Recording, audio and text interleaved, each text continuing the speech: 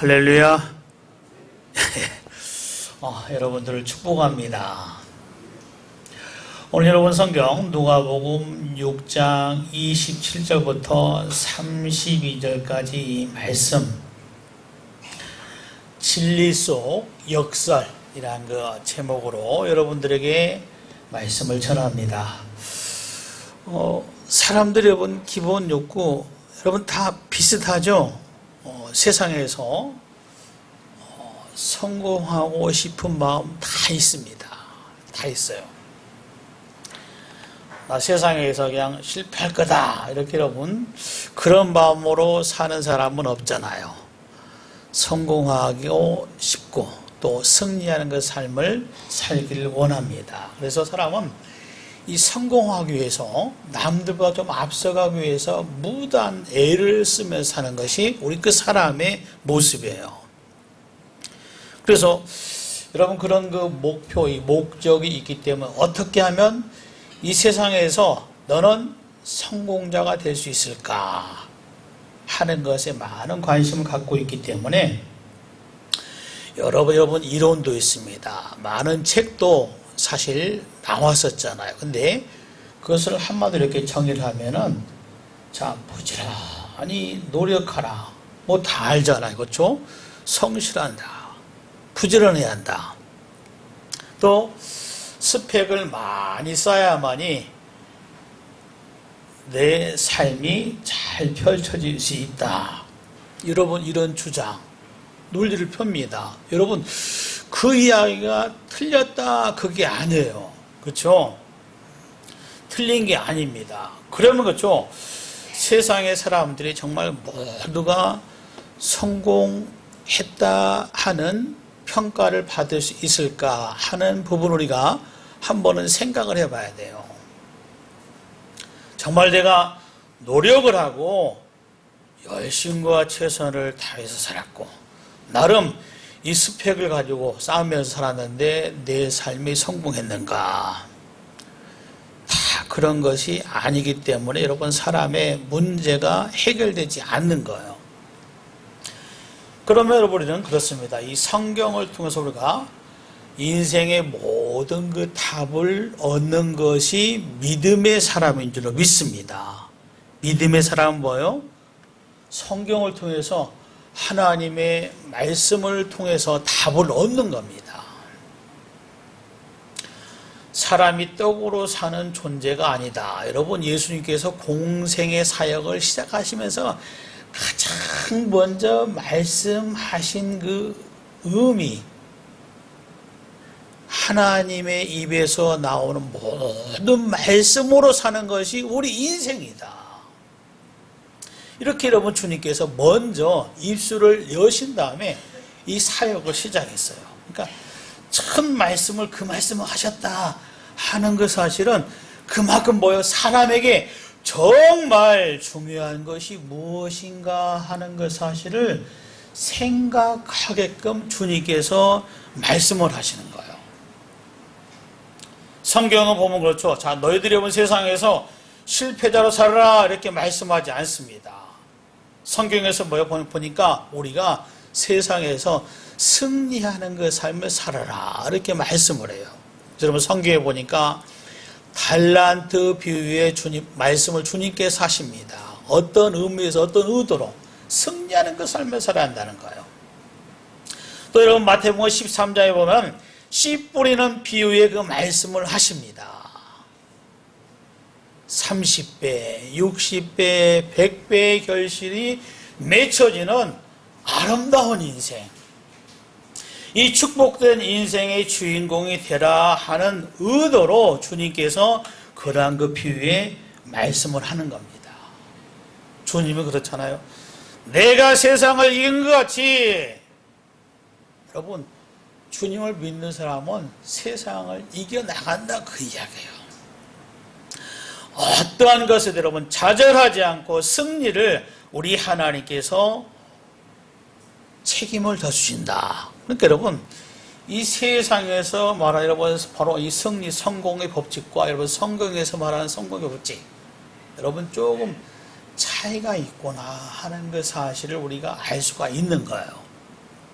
그렇기 때문에 오늘 여러분 특별히 이 본문을 통해서 우리 주님께서 말씀하는 거 보니까 여러분 주님의 말씀은 다 진리잖아요. 그렇죠? 여러분 주님의 말씀이 하나라도 여러분 틀리다면 우리가 이 예수님을 그렇죠? 하나님 예수님을 어떻게 우리가 나의 주인입니다. 주님이십니다. 이렇게 고백하면서 사는 것은 여러분 믿고 사는 것은 어리석은 사람이에요. 근데 주의 말씀은 분명하고 확실하고 진리이기 때문에 이 말씀을 믿지 않는 사람이 어리석은 사람이다. 여러분 이게 성경은 정의를 하고 있는 거예요. 그럼 오늘 주님께서 말씀하신 그 내용을 보니까 그렇죠. 여러분 굉장히 역설적인 그 말씀을 하고 있는 것을 볼 수가 있습니다. 물론 여러분 이 성경에서 보니까 우선은 여러분 일반적인 진리, 그러니까 순리적인 진리를 말씀을 하고 있는 것을 볼 수가 있는 거죠. 농부들이 여러분 봄에 이 땅을 어때요? 가르고 기경하고 씨앗을 뿌립니다. 자, 여러분 뭐 어때요? 심어야만이 가을에 수확기에 뭔가 얻을 수 있는 인생이 된다. 여러분 그게 순리적입니다. 일반적인 거예요. 갈라디아서 6장에 보면 스스로 속이지 말라. 하나님은 만홀히 여김을 받지 아니하나니 사람이 무엇을 심든지 그대로 거두리라. 자, 무엇을 심든지 그대로 거두리라. 이렇게 말씀하면서 뭐예요, 여러분? 성령을 위하여 심는 자는 영생을 여러분 말씀합니다. 근데 육체를 위하여 심는 자는 여러분 육체만을 심는 자는 여러분 육체 어때요? 썩어질 것만 아무것도 얻지 못하는 그러한 인생이 될 것이다. 여러분 시사하는 바가 있죠? 사람은 영적인 존재예요. 여러분 자 내가 여러분 영적인 존재를 알아. 그 사실도 모르고 산다면 얼마나 답답합니까? 안타깝잖아요. 하나님의 형상을 지닌 존재에서 여러분 바로 여러분 영적인 존재로 그래서 사람은 존귀한 겁니다. 그 사람이 무엇을 사는가 여러분 이 부분을 놓치지 않아야 돼요. 영원히 살 수 있는 거. 그래서 여러분 일반적으로 우리 주님께서 이런 일반적인 진리를 말씀하면서 우리 그 삶의 근본적으로 태도 자세가 여러분 하나님 앞에서 성실히 할 것을 말씀을 하고 있는 것을 볼 수가 있습니다.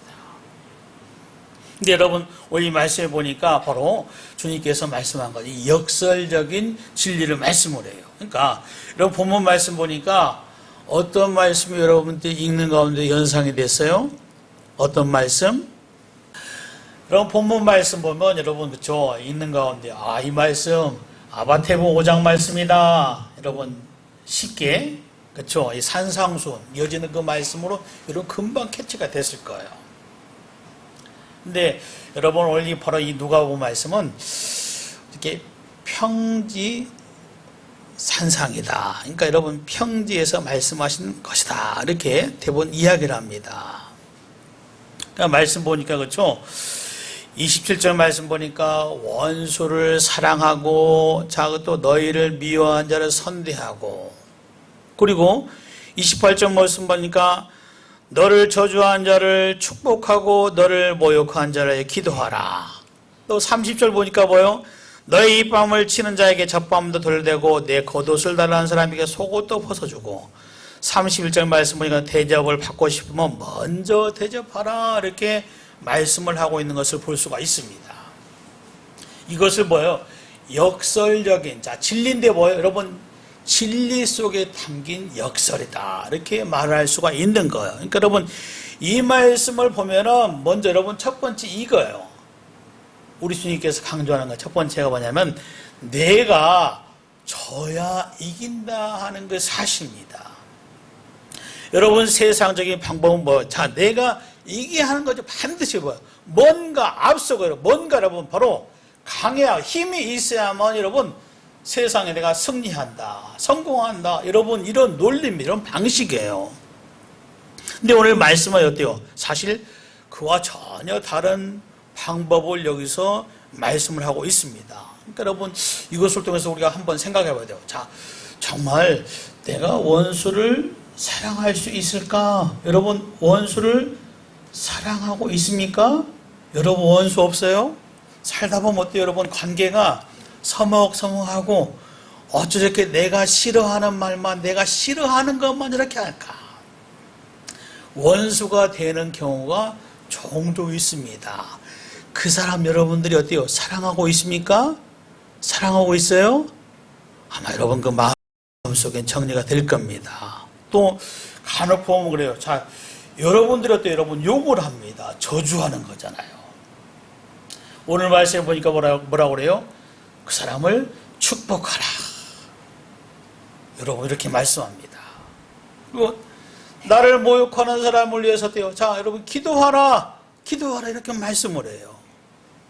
잠깐 여러분 이 말씀은 자, 원수를 어떻게 사랑하고 어때요? 그들을 축복하고 그들 어떻게 기도할 수 있는가? 여러분 이게 정말 이러한 그 삶을 내가 살고 있는가 하는 게 사실은 주님께서 말씀하니까 한번 점검해 봐야 하잖아요. 여러분 돌이켜서 정말 그렇게 살았어요? 굉장히 여러분 이 불편한 질문을 제가 하고 있는 겁니다. 이게 우리가 듣긴 들었잖아요. 알고 있습니다. 쉬운 게 아니다 그 이야기입니다. 자, 여러분 자, 이러한 모든 것이 왜 발생할까? 항상 뭐요? 나의 문제다 그 이야기입니다. 내가 어때요?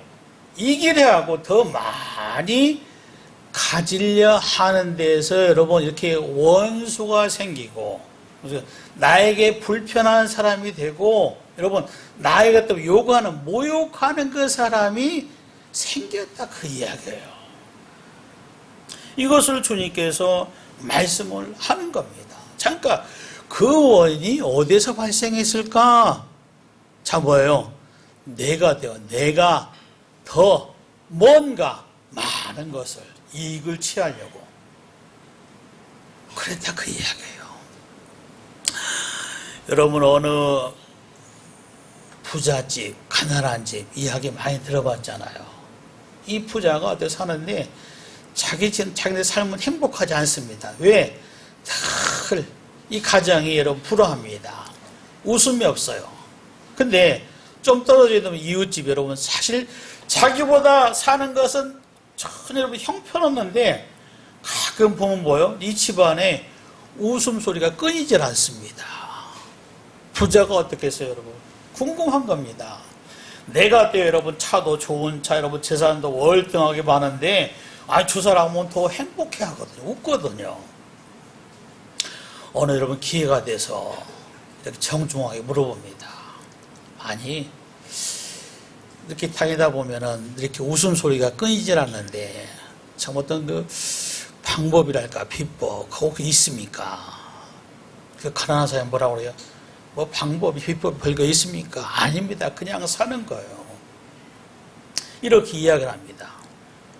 이런 그 부자가죠. 아니에요. 보니까 굉장히 행복해 보이는데 뭔가 있는 것 같습니다. 여러분 그 가난한 사람이 이야기를 하죠. 그냥 우리 집안은 다른 게 아니에요. 한 가지 마음이 항상 어떤 일이 발생하면 내 탓이요 이렇게 생각을 하고 표현을 한다고 합니다. 부자가 여러분 그 말 듣고 그렇구나 그렇잖아요. 자 이것도 내 탓이요 전부 내 탓이요 내 잘못이구나. 여러분 그것을 누가 탓합니까? 그렇죠? 여러분 그래서 행복하다. 그래서 웃음소리가 끊이지 않는다. 여러분 오늘 이 말씀이 그거예요. 내가 져야 어때요? 이긴다. 성공한다. 승리한다. 여러분 삶이 그렇게 될 수 있길 바랍니다. 이 주의 말씀, 이 주의 마음을 열어서 여러분 그 삶이 이전에 살았던 것 더 행복할 수 있는 승리하는 그 삶이 될 수 있기를 주의 이름으로 부탁을 드립니다. 그리고 두 번째 이어진 말씀 보니까 여러분 이거예요. 자, 내가 죽어야 한다는 것을 주님께서 말씀을 합니다. 여러분 죽음, 자 여러분 오늘 이 말씀의 핵심 포인트는 예수님 여러분 자신이 자신의 그 삶을 어떻게 살았는가 하는 그 사실 먼저 우리가 생각하게 하는 말씀이에요. 여러분 이 성경, 이 마가복음 8장 31절 말씀 보면 여러분들이 익히 잘 아는 말씀이죠. 인자가 많은 고난을 받고 장로들과 대제사장들과 서기관들에게 버림받아 죽임을 당하고, 여러분 예수님께서 이 땅에 오셔서 궁극적으로 주님께 최종적인 삶이 뭐예요? 죽임을 당한 겁니다. 죽임을 당한 거예요. 여러분 그분이 이 땅에 오신 것은 자기가 죽임을 당하지 않을 줄 그걸 전혀 모르고 오신 것이 아니잖아요. 성경에서 여러분 이 예수님, 자 여러분 메시아 여러분 그리스도로 이 예수님께서 오시는데 그분께서 오시는 그 목적을 우리에게 제시합니다. 미리 말씀을 해요. 예수님이 오셔서 그것을 다 성취하시잖아요. 이루시잖아요. 그런데 여러분 그 이루신 모든 과정들이 이 사람들은 여러분 온전하지 못한지라 예수님이 죽었는데 왜 사흘 만에 살아날 수가 있느냐, 말도 안 된다. 여러분 믿지 않아요. 예수님이 말씀하니까 죽은 자가 일어났다, 말도 안 되는 소리 하고 있네. 예수님이 말씀하시니까 내가 병 고침을 받았다, 말도 안 되는 소리 하고 있네. 여러분 그래서 예수님을 영접하지 않는 사람들이 많잖아요. 그렇습니다.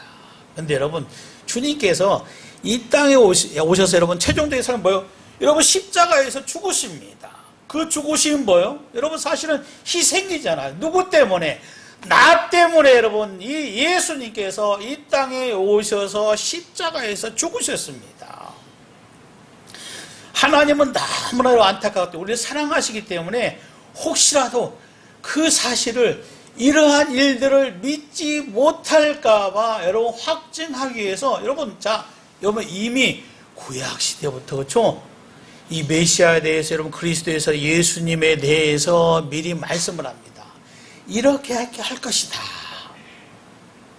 그렇죠? 여러분 수천 년, 바로 수백 년에 걸쳐서 여러분 그러한 말씀을 하시고 예수님께서 그것을 이루셨다면은 그것을 확인하고 믿는 사람이 지혜로운 사람이고 생명을 얻는 사람이지. 자, 여러분 그렇게 돼요. 그 역사적으로 그렇게 말씀했음에도 불구하고 믿지 않는 사람, 여러분 그 사람이 다 책임을 지는 거예요.